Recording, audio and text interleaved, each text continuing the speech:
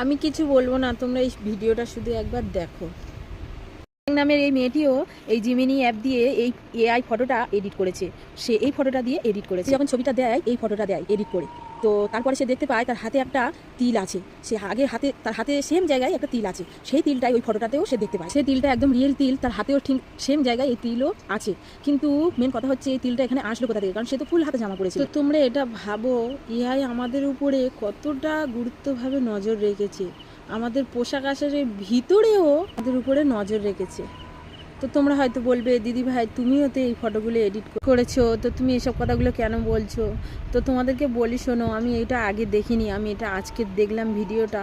তো দেখে আমার মনে হলো যে সবাইকে বলি এই ভিডিওগুলো যাতে এইসব জিমিনি অ্যাপ দিয়ে এইসব ফটোগুলো, এআই ফটোগুলো কেউ যেন না তৈরি করে। তোমাদেরকে বারবার বলছি, আমিও ভুল করেছি আর তোমরাও শুধরিয়ে নাও।